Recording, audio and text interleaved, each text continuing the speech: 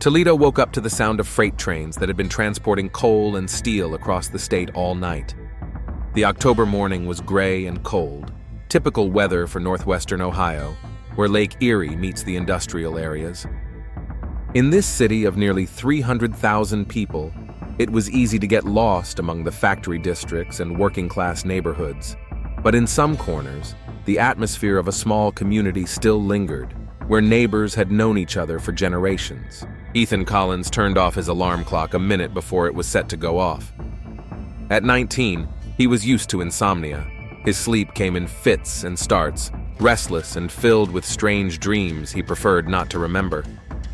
Rising from the narrow bed in his small room, he looked out the window at the familiar scene.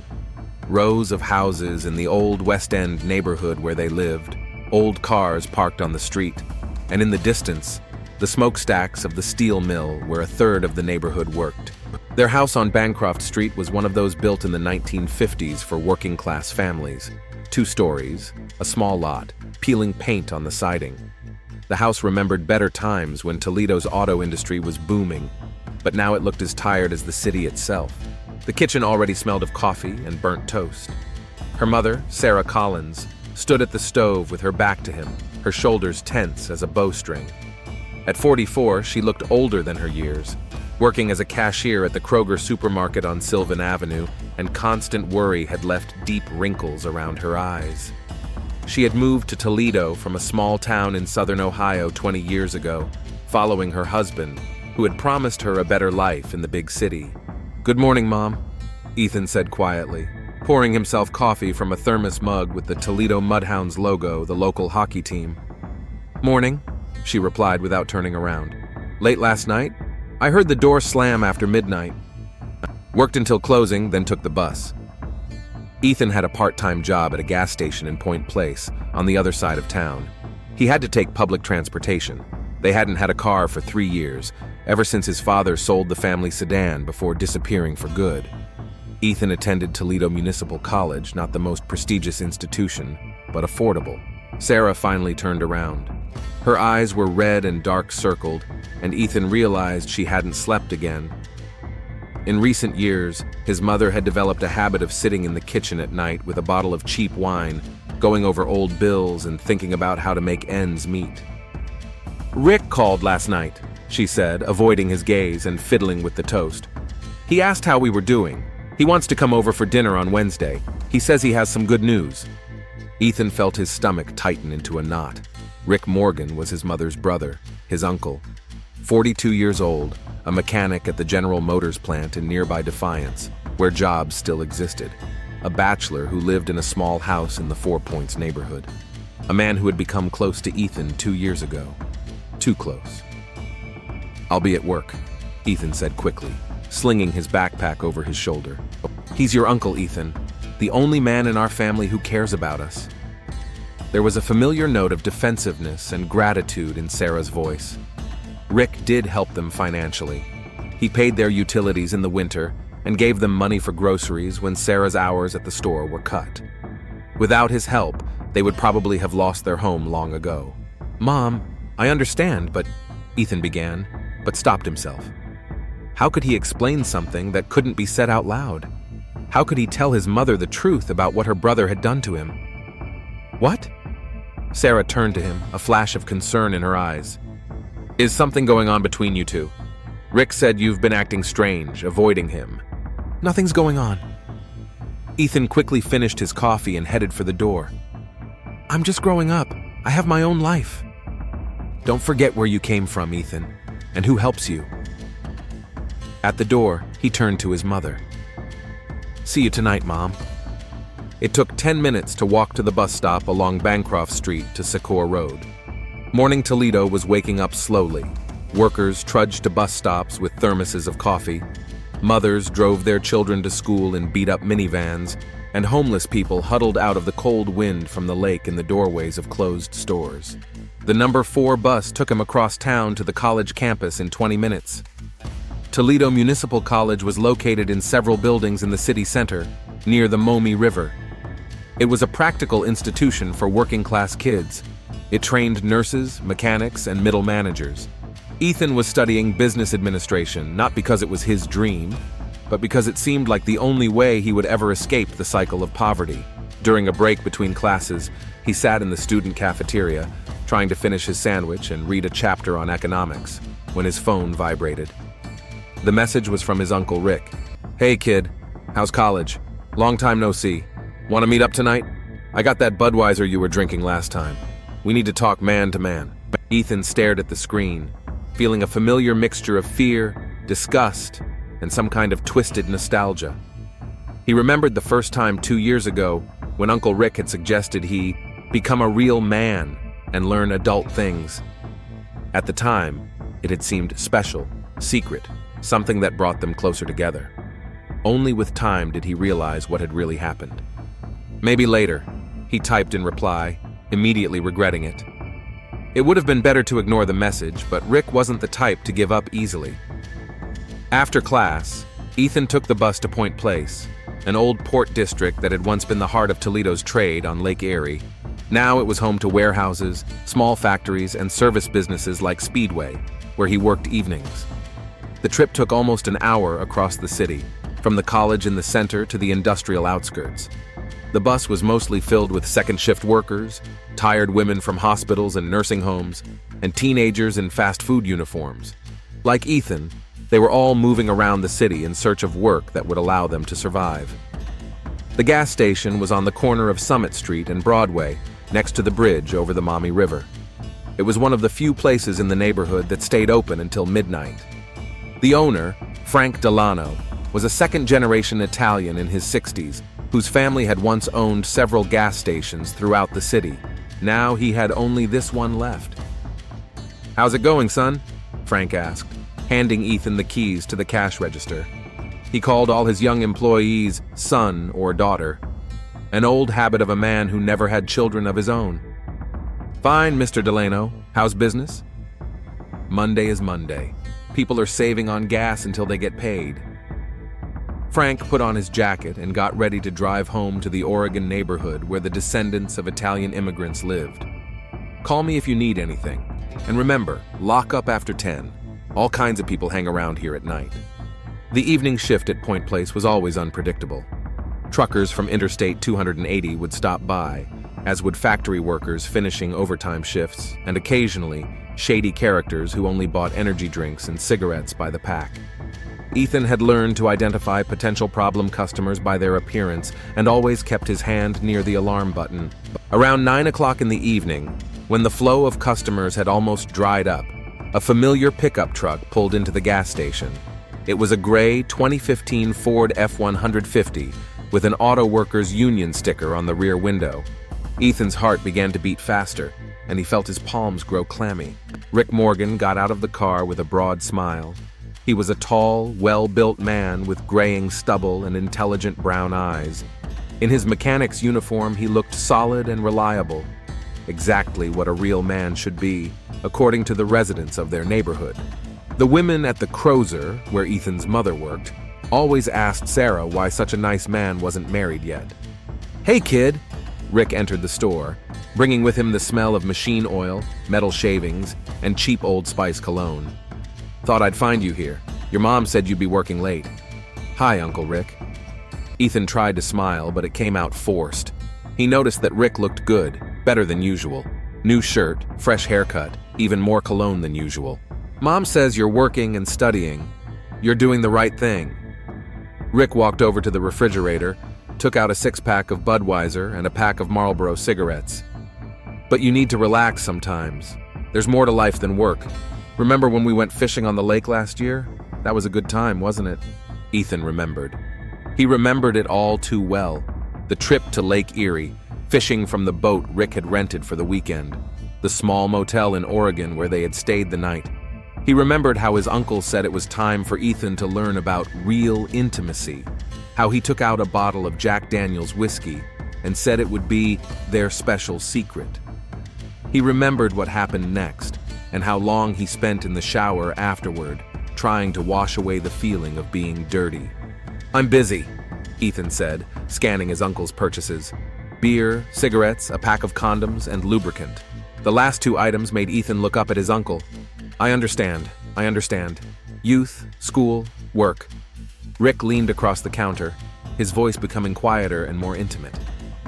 But I still miss our conversations, Ethan. Our communication. We're close, aren't we? Closer than just uncle and nephew. Ethan felt something tighten inside him with disgust. $17.20, Rick paid, pulling several 20s out of his wallet. More money than Ethan made in a shift. Listen, I got a new game console at home, PlayStation 5. I bought it last week thinking of you. And something else interesting. Maybe you want to come over tomorrow after school? There was something in those last words that made Ethan look up. Rick was staring at him with an expression that was both affectionate and predatory, like a cat playing with a mouse. I have to work, Ethan repeated, feeling his throat go dry. Work. You're not a robot, kid. You need to live a little. Rick took the change, but his fingers lingered on Ethan's palm longer than necessary. Remember, family is sacred, and I'll always be there if you need me. Anytime, day or night. 3 weeks passed since that meeting at the gas station, and Ethan began to think that maybe Uncle Rick would finally leave him alone. He avoided family dinners, citing work and school, and even agreed to take extra shifts on weekends, so he wouldn't have to be home. His mother grumbled, but the money was needed, especially with winter approaching and the inevitable rise in heating bills. But the sense of relief was deceptive. In recent days, Ethan had been feeling strange, a constant fatigue that neither school nor work could explain. He woke up in the mornings feeling as if he hadn't slept at all, and by evening he could barely stand on his feet. At first, he blamed it on stress and lack of sleep, but when enlarged lymph nodes appeared on his neck and his temperature rose to 38 degrees, it became clear that this was more than just fatigue. Maybe it's the flu, his mother said when Ethan complained of feeling unwell. They were sitting in the kitchen on Wednesday morning, and Sarah was getting ready for work. The season has already started. Half the people at the store are coughing. Probably, Ethan agreed, but something inside him told him it wasn't the flu. He felt as if his body was fighting something serious, not just a simple viral infection. Maybe you should see a doctor? Sarah suggested, but there was doubt in her voice. They had basic health insurance through his mother's job at Crozier, and doctor's visits meant significant expenses even with coverage. Let's see how it goes, Ethan replied, though he felt worse every day. By Friday, it was clear that further delay was impossible. His temperature had risen to 39 degrees, his lymph nodes had swollen so much that it hurt to turn his head, and a strange rash had appeared on his body. Frank Delano, seeing Ethan's condition at work, sent him home without hesitation. "Son, you look like a dead man," he said, not letting Ethan argue. "Go see a doctor and don't come back until you're better. Your health is worth more than any amount of money." On Saturday morning, Sarah took Ethan to the Toledo Healthcare Clinic on Cherry Street, one of the few places in town that accepted patients with basic insurance without an appointment. The clinic was located in a converted old supermarket, and its corridors were always crowded with people who couldn't afford private doctors. They sat in line for over 2 hours among coughing children, elderly women with canes, and workers who had been injured on the job. Ethan dozed on an uncomfortable plastic chair, leaning against his mother's shoulder as she nervously flipped through old magazines. Ethan Collins? His name was finally called. A nurse, a middle-aged woman with tired eyes, led them into a small office where she took Ethan's temperature, blood pressure, and weight. The results were disappointing. His temperature was 102.2, and he had lost 4 kilograms since his last visit to the doctor a year ago. "Dr. Hunt will see you now," the nurse said and left. Dr. Elizabeth Hunt entered the office a few minutes later, studying Ethan's chart. She was in her 40s, with dark hair pulled back in a neat bun, wearing a white coat over blue jeans and sneakers. Unlike many doctors in public clinics, she did not look exhausted or indifferent. "Hello, Ethan. I'm Dr. Hunt." She sat down opposite him and looked at him intently. "Tell me what's bothering you." Ethan described his symptoms: fatigue, fever, swollen lymph nodes, and a rash. Dr. Hunt listened attentively, asking clarifying questions from time to time. "When did it start?" "About 3 weeks ago. First just fatigue, then the rest."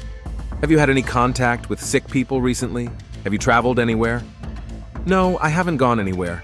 I work, study, and stay at home. Dr. Hunt examined the lymph nodes in his neck, looked into his throat, and listened to his lungs and heart. Her touch was professional and careful, but Ethan noticed her frown as she felt the enlarged nodes. "Ethan, I need to ask you some personal questions," she said, setting aside her stethoscope. "It's important for the diagnosis. Are you sexually active?" Ethan felt his face grow hot. His mother was sitting nearby, and such questions seemed unbearable in her presence. "Yes, sometimes," he muttered. "Do you use protection? Condoms?" "Not always," he replied quietly, avoiding his mother's gaze. "How many partners have you had in the last few months?" The question stumped Ethan. How could he explain to a doctor that he had only had one partner, and that it was his own uncle? How could he tell her about what had been going on between them for 2 years? "One," he finally said. "Male or female?" A new wave of heat hit his face. He could feel his mother tense up beside him. "A man," he managed to say. Sarah turned sharply toward him, her eyes filled with surprise and something else, perhaps disappointment or incomprehension. "Ethan, why didn't you tell me?" she asked quietly. "Mom, now is not the time," he pleaded. Dr. Hunt gently intervened. "Mrs. Collins, perhaps it would be best if you waited in the hallway? I need to do a more thorough examination." Sarah hesitated, but then stood up. "I'll be right outside," she said to her son, and left. When they were alone, Dr. Hunt moved her chair closer. "Ethan, I understand that this is awkward, but I need to know the whole truth in order to help you. Your symptoms could indicate various infections, including sexually transmitted ones." "What kind of infections?" he asked, feeling his heart begin to race. "There are many possibilities. Mononucleosis, various bacterial infections, herpes." She paused. "And HIV." The word hung in the air like a sentence. Ethan knew about HIV. Everyone did. But it was one of those things that happened to other people, not to 19-year-old college students from Toledo. "Is it serious?" he asked stupidly. "HIV is a serious infection, but it's treatable now. People with HIV can live long, normal lives if they get the right treatment." Dr. Hunt spoke calmly and professionally. "But first, we need to find out what's causing your symptoms. And if it is HIV, how did I get it?" HIV is transmitted through blood, semen, vaginal secretions, and breast milk. Most often, it is transmitted through unprotected sex or sharing needles for drug use. Ethan tried to remember his contact with Uncle Rick. They never used condoms. Rick said that family members can trust each other, that it was more natural and closer. Now those words sounded completely different. "Do I need to get tested?" he asked. "Yes. I'll order a complete blood count and tests for various infections, including HIV. The results will be ready in a few days." The blood draw took a few minutes.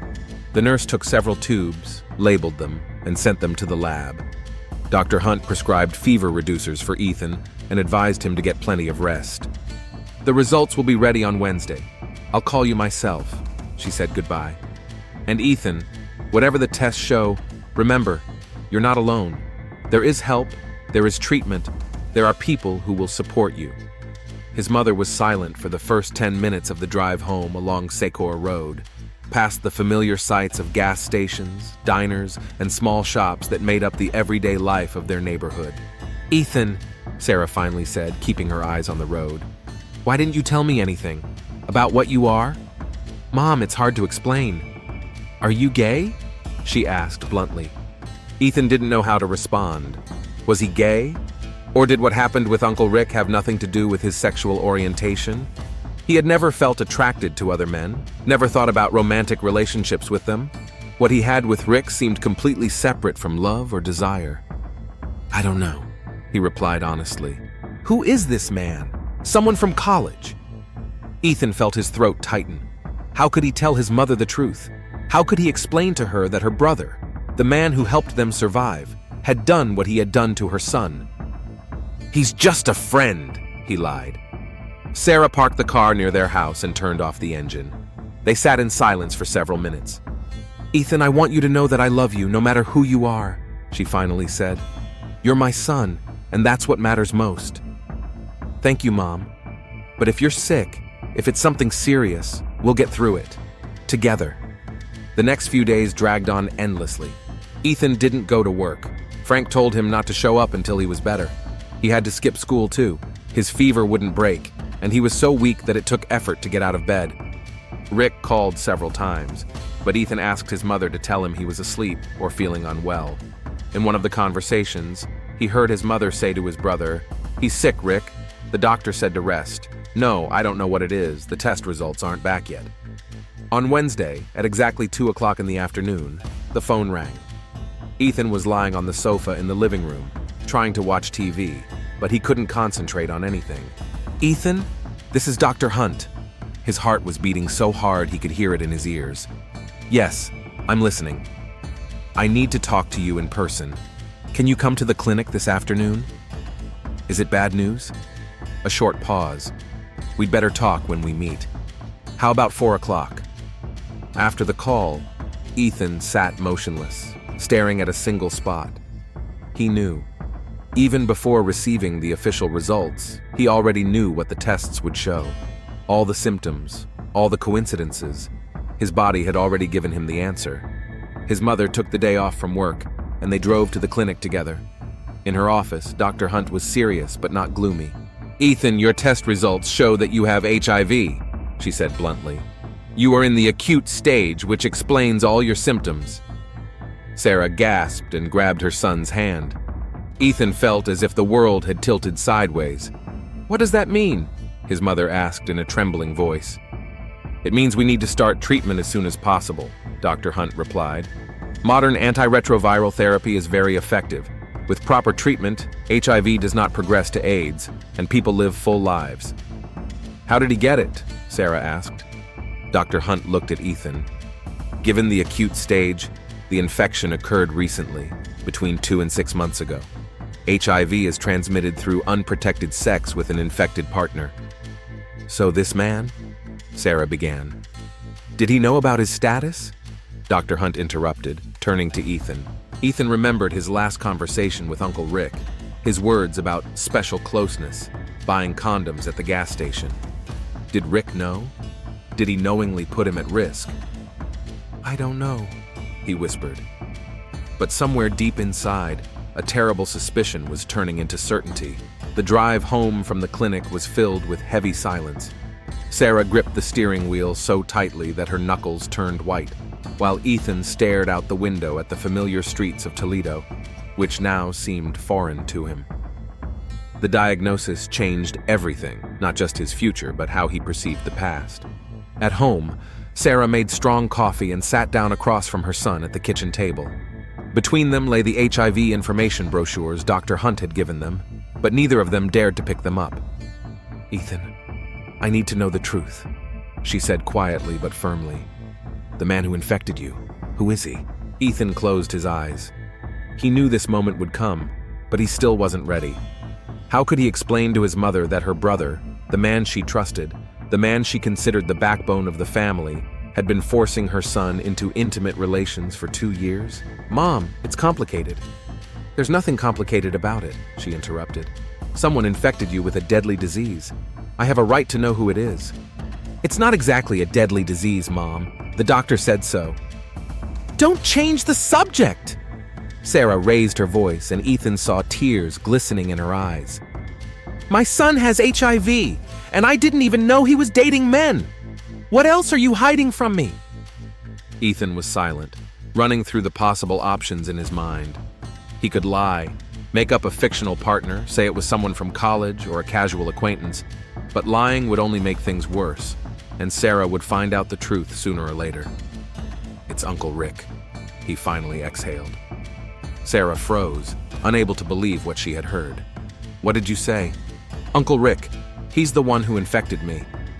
She stared at him for a few seconds, as if trying to figure out if he was joking. Then her face contorted with pain and rage. "What are you saying? Rick is my brother. He would never—" "Mom, it's true." Ethan felt the long-suppressed pain rising inside him. "It started 2 years ago, after that fishing trip to Lake Erie. He said he would teach me how to be a man, that it was normal, that all the men in the family did it. Stop it! Sarah screamed, jumping up from her chair. Don't you dare say that! Rick helps us. He's the only one who... He used me! Ethan exploded, and everything he had kept inside for 2 years came pouring out. He said that if I told anyone, we'd be kicked out of the house, that you'd lose your job, that we'd be left with no money. He made me keep quiet, and he... Enough! Sarah covered her ears with her hands. I don't want to hear it! But it's true, Mom, and now I'm HIV positive because of him!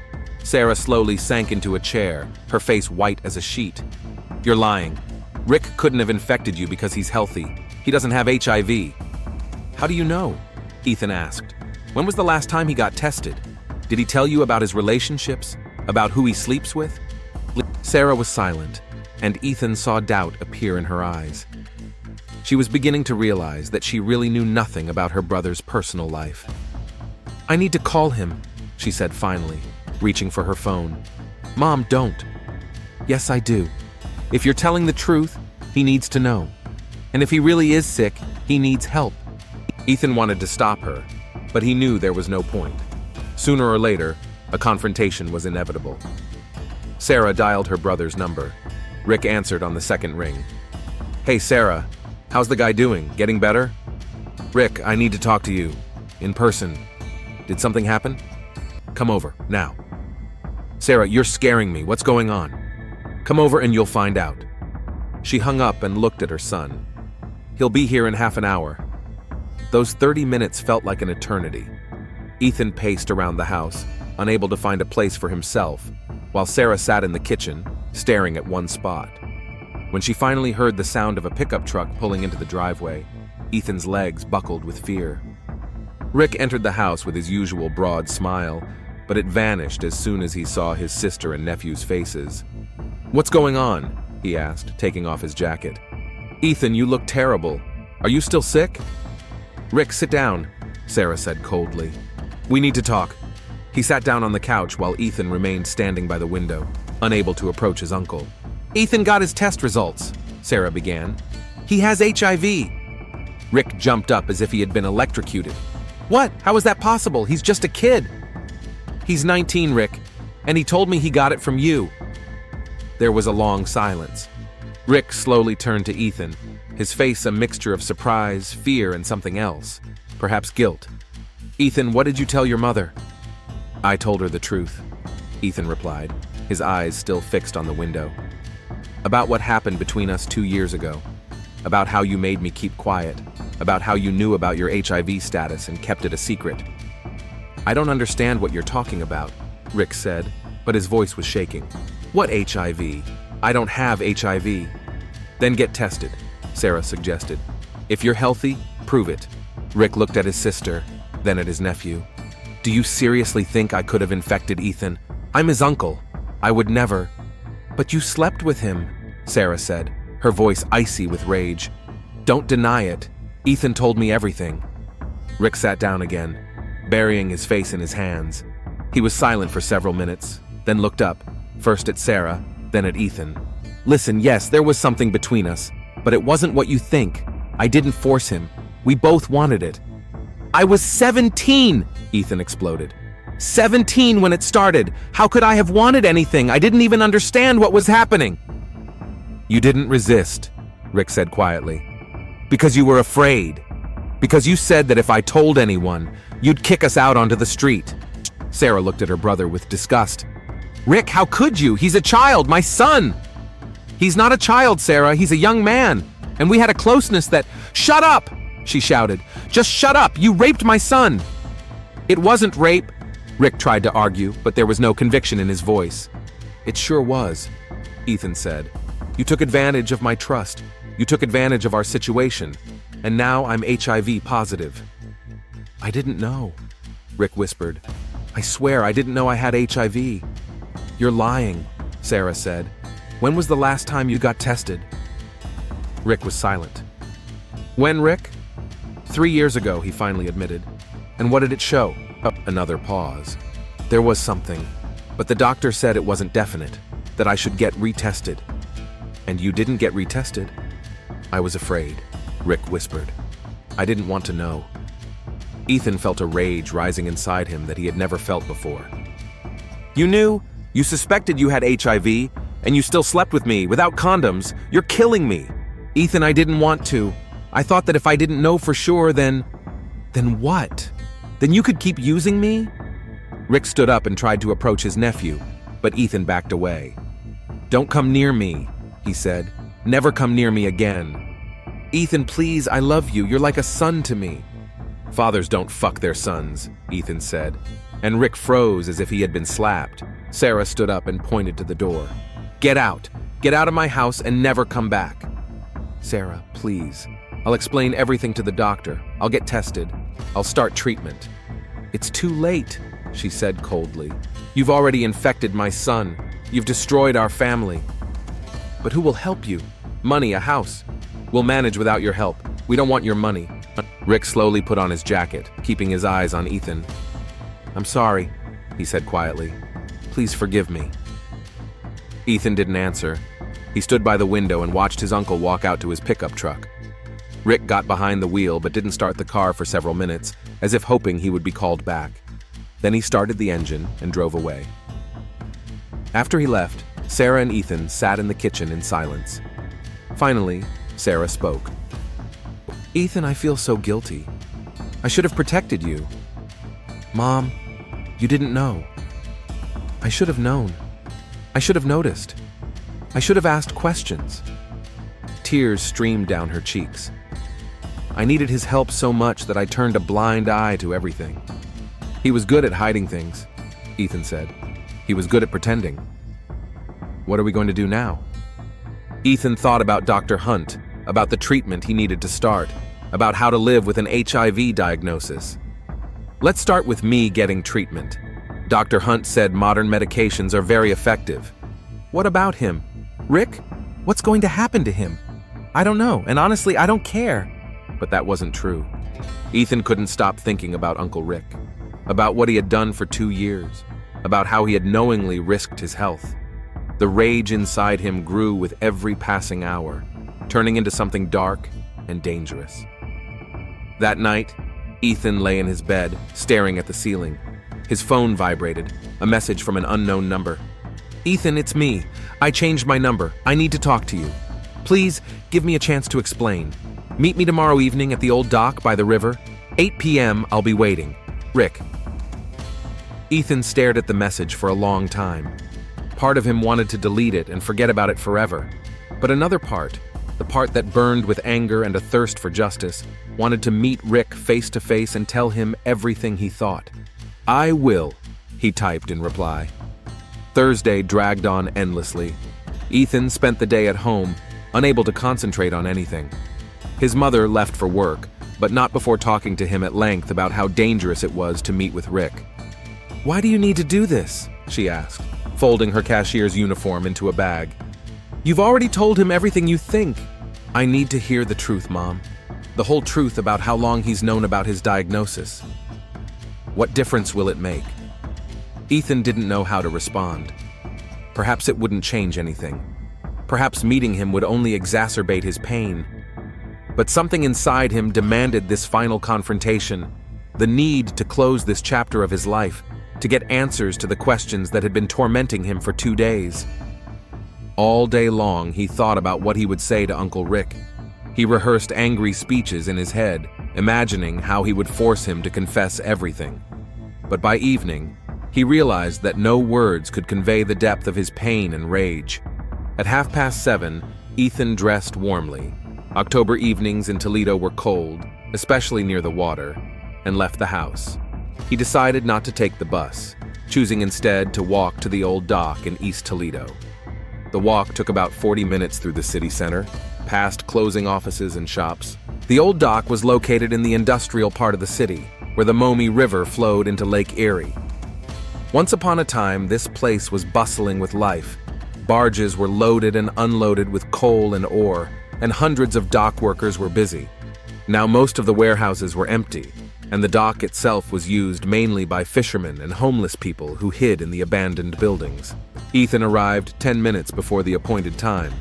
Rick's gray pickup truck was already in the empty parking lot. His uncle was sitting on a wooden box at the water's edge, his back to the road.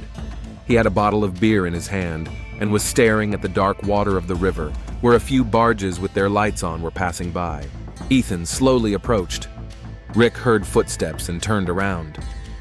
In the light of the street lamp, Ethan saw that his uncle looked terrible, unshaven, with red eyes and wrinkled clothes. It looked like he hadn't slept all night. "You came," Rick said, standing up. "I was afraid you'd change your mind." "I'm here," Ethan replied dryly, stopping a few feet away from his uncle. "Say what you came here to say." Rick finished his beer and tossed the bottle aside. "Ethan, I need you to understand that what we had wasn't bad. I really cared about you." "Cared?" Ethan felt the rage rising in him again. "You call infecting me with a deadly disease caring?" "I didn't know for sure. The tests were inconclusive. The doctor said it could be a false positive." "Bullshit!" Ethan exploded. "You knew! You'd suspected it for 3 years, but you kept sleeping with me." "Because I loved you," Rick shouted back. "Do you understand? I fell in love with you. You were the only bright spot in my life." "Love?" Ethan laughed bitterly. "You call forcing a 17-year-old teenager to have sex love? Using the fact that my family depended on you? I didn't force anyone. You wanted intimacy yourself. I was a child. I trusted you. I thought you were teaching me how to be an adult." Rick took a step closer, and Ethan saw something terrifying in his eyes, a mixture of desperation and obsession. "Ethan, please, we can fix this. I'll get treatment, and you can too. We'll support each other. We don't need anyone else." "You're crazy," Ethan whispered, backing away. "You really think after everything that's happened, I want anything to do with you? What else do you have?" Rick's voice hardened. "You think someone else will want you with HIV? You think your mother can support the house without my help? You're tied to me, Ethan, forever." "No," Ethan said firmly. "I'm not tied to you. I'm free from you." "You don't understand." Rick grabbed him by the shoulders. "Without me, you have nothing. I did everything for you. I gave you the closeness you never had with your father." Ethan pushed his uncle away sharply. "Fathers don't sleep with their children." "I'm not your father," Rick exploded. "I'm your lover. I was the first one who showed you what it means to be a man. You showed me what it means to be a victim." Rick swung at him, but Ethan dodged the blow. His uncle lost his balance and fell to his knees. "Look at yourself," Ethan said with disgust. "A pathetic alcoholic who rapes children and infects them with deadly diseases. You're disgusting." Rick slowly got up, and the expression on his face changed. Despair gave way to cold rage. "Is that so?" he said quietly. "So I'm nothing to you now? After everything I've done for you? You're worse than nothing to me. You kill me inside every day. Then maybe I should finish what I started." Ethan didn't immediately understand the meaning of these words, but when he saw his uncle reach into the inside pocket of his jacket, he realized something terrible was happening. Rick pulled out a folding knife, the same one he had used to cut the fishing line during their fishing trip 2 years ago. The blade glinted in the light of the flashlight. "Rick, what are you doing?" Ethan backed away even further. "If I can't have you, no one will," Rick said, slowly approaching. "We'll be together, Ethan. In death, if not in life." "You're crazy. Put the knife down." "No, I've already lost everything. I'll lose my job when they find out about my diagnosis. I lost my family. You're all I have left." Rick lunged forward with the knife, but Ethan managed to jump out of the way. The blade whistled past his chest. "Rick, stop! You're not a murderer!" "I've been killing you every day," Rick growled, swinging again. "HIV will do its job slowly. I'm just speeding up the process." This time, the knife grazed Ethan's jacket, cutting through the fabric but not reaching his skin. Ethan grabbed a wooden plank lying nearby and swung it at his uncle. "Don't come near me!" But Rick didn't stop. He attacked again and again, swinging the knife like a madman. Ethan fought back with the board, but he knew it couldn't go on like this. His uncle was stronger and bigger, and most importantly, he had nothing to lose. During another attack, Rick slipped on the wet dock boards and fell. The knife flew out of his hand and landed nearby. Ethan could have run, but instead he picked up the plank and struck his uncle hard on the head. Rick groaned and tried to get up, but Ethan struck again and again. All the pain, humiliation, and rage that had built up over 2 years came pouring out in those blows. "You bastard!" he shouted, continuing to hit him. "You ruined my life! You took my future away from me!" Rick didn't move anymore. Blood dripped from his head onto the wooden planks of the dock, mixing with the river water. Ethan stood over him, breathing heavily, still clutching the bloody plank in his hands. It took several minutes before he fully realized what had happened. Uncle Rick lay motionless, his eyes closed and blood flowing from his mouth. Ethan leaned over and put his ear to his chest. His heart wasn't beating. "No, no, no," he whispered, stepping back from the body. "I didn't mean to. I was just defending myself." But it was too late. Rick Morgan was dead, and Ethan was standing next to the murder weapon in his hands. Panic overwhelmed him. What should he do now? Call the police? How could he explain what had happened? Who would believe that a 19-year-old boy had killed a grown man in self-defense? Ethan threw the board into the water and looked around. There was no one around, just empty warehouses and dark water. He took out his phone, intending to call an ambulance, but stopped. What if he just left? What if no one found out he had been here? But then he remembered the knife with Rick's fingerprints, the signs of a struggle, his own torn jacket. The police would find him sooner or later. It was better to tell them everything right away and hope they would understand. Ethan dialed 911. "Emergency services, what's happened?" "I need the police and an ambulance. There's a dead man here." "Where are you?" "The old docks on the Maumee River, in the East Toledo area." "What happened?" "He attacked me with a knife. I defended myself. He's dead." "Stay where you are. Help is on the way." Ethan sat down on the same box where Uncle Rick had been sitting and waited. Sirens could be heard in the distance. First the police, then the ambulance. A few minutes later, the dock was illuminated by flashing red and blue lights. The patrol car arrived first. 2 police officers got out, an older sergeant and a young female officer. They saw Rick's body and immediately drew their weapons. "Hands where I can see them," the sergeant shouted. Ethan slowly raised his hands. "I called emergency services. It was self-defense." "Get away from the body!" Ethan moved to the edge of the dock while the police officers examined Rick. The female officer checked his pulse and shook her head. "He's dead," she reported into her radio. "Send for the crime scene investigators and the coroner." The sergeant approached Ethan. "What's your name?" "Ethan Collins." "What happened here?" "He attacked me with a knife. It's over there." Ethan pointed to where the knife had fallen. "I was defending myself." "Who is this man?" Ethan paused. "My uncle, Rick Morgan." The police officers exchanged glances. Family disputes were always the most complicated cases. An ambulance arrived, but it was too late to help Rick. Then the crime scene investigators arrived and began photographing the scene and collecting evidence. Ethan was taken to the police station to give a statement. At the Toledo police station, he was placed in an interrogation room. A small room with gray walls, a metal table, and 2 chairs. Ethan had been sitting alone for half an hour when the door opened and a detective entered, a middle-aged man in a suit. "Hi, Ethan, I'm Detective Thornton," he said, sitting down opposite him. "Tell me what happened tonight." And Ethan told him everything, about how his uncle had forced him to have sex, about his HIV diagnosis, about the confrontation at home, about the meeting at the dock. He told him how Rick had attacked him with a knife and how he had defended himself. Detective Thornton listened intently, asking clarifying questions from time to time. When Ethan finished, there was silence in the room. "These are serious allegations, Ethan," the detective said finally. "You do understand that you are accusing a dead man of sexual assault and deliberately infecting you with HIV? It's the truth. And you claim you killed him in self-defense? He was trying to stab me. I had no choice." Detective Thornton wrote down the statement, but Ethan could see the doubt in his eyes. The story sounded too convenient. A victim of violence kills his attacker and claims it was self-defense. "Ethan, I'm going to arrest you as a suspect in a murder," the detective said. "You have the right to an attorney." Ethan nodded. He knew this moment would come. Now he had to prove his innocence, or at least that he had acted in self-defense.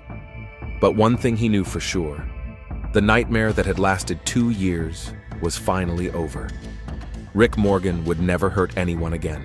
Detective Michael Thornton had spent 3 weeks investigating the Collins-Morgan case, and every day brought new evidence to support Ethan's story. Medical records showed that Rick Morgan had indeed been diagnosed with HIV 3 years ago, but he had stopped treatment and avoided follow-up tests.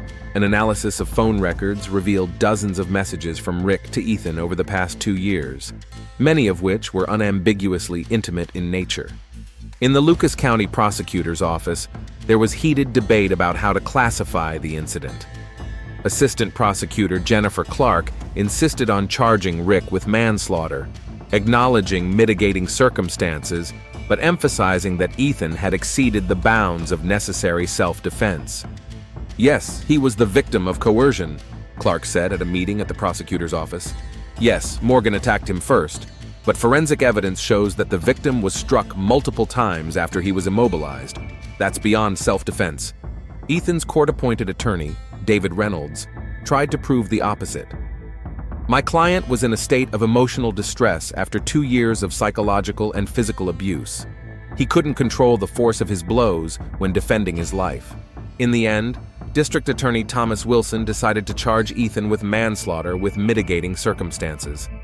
This meant a possible sentence of 2 to 8 years, but given the circumstances of the case, it would be significantly less. News of the incident spread quickly throughout Toledo. In a city where scandals became public knowledge within hours, the story of an HIV-positive uncle who had forced his nephew to have sex and was killed by him in response became the main topic of conversation for several months.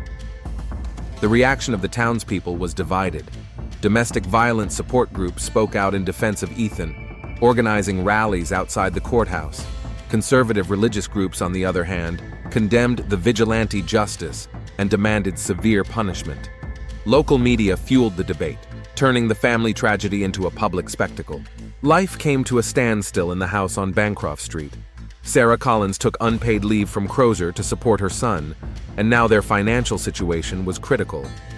Rick was no longer helping them financially, and legal fees were mounting every day. They had to mortgage their house to pay for a lawyer. "Mom, maybe I should just admit my guilt and make a deal with the prosecutor," Ethan asked one evening as they sat in the kitchen with a pile of bills in front of them. "Get 2 years instead of a possible 8? "No way," Sarah replied firmly. "You were defending your life. Let the court decide." But Ethan saw his mother aging before his eyes. Gray hairs, new wrinkles, her hands shaking when she thought he wasn't looking. Neighbors either avoided them or, conversely, showed intrusive sympathy. The guilt for destroying his family weighed heavily on his shoulders. Dr. Elizabeth Hunt continued to treat Ethan, and the antiretroviral therapy was showing good results. His viral load was decreasing, and his overall health was improving. But the psychological wounds were healing much more slowly. "How are you feeling about the trial?" Dr. Hunt asked during one of her visits. "Scary," Ethan replied honestly. "It's not so much the prison I'm afraid of as the jury not understanding. They'll think I'm just a vengeful person." "And what do you think? Was it revenge?" Ethan was silent for a long time. "I don't know. At that moment, I just wanted him to stop trying to kill me. But when I hit him, maybe it was revenge too." Honesty with yourself is the first step toward healing. The trial began in January, 3 months after Rick Morgan's death. The Lucas County courtroom was packed with journalists, law students, activists from both sides, and curious townspeople who had come to see the high-profile case. Ethan sat at the defense table next to his attorney Reynolds, trying not to look at the packed rows. In the front row sat his mother, who had not missed a single day of the trial. Next to her were Dr. Hunt and several activists from a domestic violence support organization. Assistant District Attorney Clark presented a balanced picture of what had happened in her opening statement. "Ladies and gentlemen of the jury," she said, standing before the jury bench, "this is a case about a tragedy in which there are no winners. Rick Morgan committed horrific acts against his nephew, but the law does not allow us to take justice into our own hands. Ethan Collins exceeded the bounds of necessary self-defense when he continued to strike a defeated opponent." In his closing argument, Attorney Reynolds painted a picture of a young man who had been abused for years and at a critical moment was unable to control his actions. "Ethan Collins is not a cold-blooded killer," he told the jury. He is a victim of years of abuse who acted instinctively in a moment of mortal danger. Yes, he used excessive force, but it was done in the heat of the moment, caused by years of psychological trauma. The trial lasted 2 weeks. The testimony of the medical examiner, who described Rick Morgan's injuries in detail, was key. The first 2 blows could have been delivered in self-defense, the expert explained. But the next 4 blows were delivered when the victim was already unconscious and posed no threat. This point seriously undermined the defense's claim of pure self-defense. Ethan spent a day and a half on the witness stand, recounting in detail what had happened between him and his uncle over the course of 2 years. The courtroom fell silent as he described the first time Rick forced him into a sexual act. "When did you realize your uncle was unconscious?" Prosecutor Clark asked during cross-examination. "I don't remember exactly. It all happened very quickly." "But you continued to strike him." "I was panicking. All I could think about was that he wouldn't get up and kill me." "Even when he was lying motionless?" Ethan closed his eyes. "Yes. Even then. This moment was a turning point in the trial. The jury saw not only a victim of abuse, but also a person who had lost control of himself at a critical moment." Psychologist Dr. Maria Sanchez testified about post-traumatic stress disorder in victims of prolonged coercion. "Trauma distorts the perception of threat," she explained. "The victim may perceive even a temporarily neutralized aggressor as a continuing threat." Closing arguments were heard in the 3rd week of the trial. Prosecutor Clark urged the jury to reach a balanced decision. "We understand Ethan Collins' suffering," she said, "but exceeding the limits of self-defense remains a crime, even if it is understandable from a human perspective. Justice requires an admission of guilt, but with mitigating circumstances taken into account." In his closing argument, Attorney Reynolds made a final attempt to secure a full acquittal. "Ethan Collins is a victim who defended himself against a predator. Yes, he used excessive force, but that was the result of years of trauma, not malicious intent." The jury deliberated for 3 days. During those 72 hours, Ethan hardly slept, and Sarah stayed glued to her phone, waiting for news from the lawyer. Finally, on Thursday morning, the message came. The jury had reached a verdict. The courtroom was packed again. Ethan sat clutching his mother's hands as the foreperson stood up with a piece of paper. "On the charge of manslaughter, we find the defendant, Ethan Collins, guilty." The courtroom fell silent. Ethan felt the world tilt sideways. He had expected this verdict, but he still wasn't ready for it. "However," the foreman continued, "we recommend that the court consider the exceptional mitigating circumstances in sentencing." Judge Robert Kennedy scheduled the sentencing hearing for the following week. During those days, Attorney Reynolds prepared an extensive package of documents on Ethan's psychological state, letters of recommendation from Dr. Hunt, college professors, and even Frank Delano from the gas station. On the day of sentencing, the courtroom was less crowded, but the tension was no less palpable. Judge Kennedy, an experienced lawyer with 30 years of experience, carefully reviewed all the case materials. "Ethan Collins," he said to the defendant, "you have been found guilty of involuntary manslaughter. This is a serious crime that resulted in the death of a human being." Ethan stood up, feeling his legs tremble. "However, the court takes into account the exceptional circumstances of your case. Years of coercion, HIV infection, and the state of affect at the time of the crime are all significant mitigating factors." The judge paused to study the documents. "I sentence you to 3 years imprisonment in a minimum security correctional facility. Considering the time you have spent in custody awaiting trial and your exemplary behavior, you can expect to be eligible for parole after 18 months. Relief mixed with bitterness. 3 years was not the 8 he had hoped for, but it was still prison. It was still a ruined life. After the sentence was handed down, Ethan's mother approached him. Tears streamed down her cheeks, but she tried to smile. 18 months isn't that long, she said. I'll wait. We'll get through this. Mom, I'm so sorry. Hush, you defended yourself. You're alive. That's what matters. The Mansfield Correctional Facility was located 2 hours away from Toledo. It was a modern facility for non-violent offenders and those who did not pose a significant threat to society. Ethan was placed in a unit for young inmates, where most were serving time for theft, fraud, and drug offenses. The first few weeks were tough. The prison hierarchy, the need to be constantly on guard, the lack of privacy. It was all difficult to cope with. But gradually, Ethan adapted. He enrolled in the prison library, continued his education through correspondence courses, and worked in the carpentry shop. The medical staff knew about his HIV status, and he received the necessary medication regularly. Fortunately, this was not a problem among the inmates. The prison had its own rules of solidarity. A year and a half later, as the judge had promised, Ethan was released on parole. He was met by his mother, who had aged considerably during that time but remained strong in spirit. "Welcome home," she said, hugging her son on the doorstep of their home on Bancroft Street. The house seemed smaller than he remembered. His mother had sold some things to make ends meet, but most of it was still there. On the table in his room was his college diploma. His mother had picked it up after the graduation ceremony, which Ethan had missed because he was in prison. Returning to life on the outside was harder than he had expected.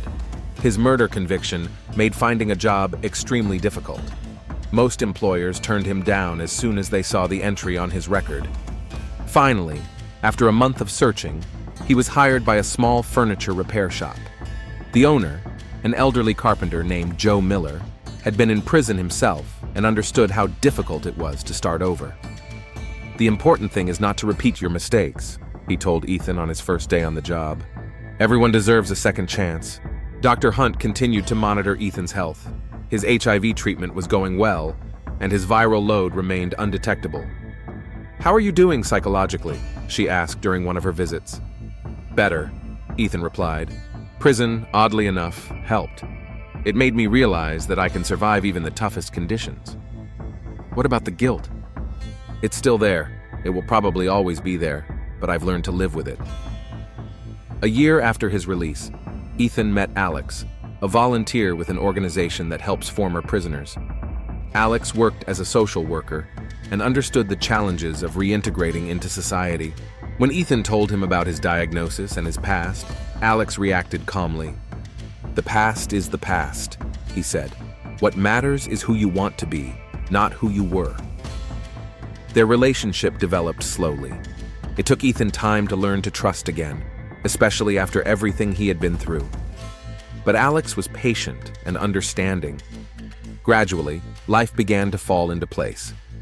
Ethan got a promotion at the workshop and became a master antique furniture restorer, a job that brought him satisfaction. He helped his mother with household expenses, saw his doctor regularly, and built a relationship with Alex. 3 years after his release, Ethan and Alex decided to move in together.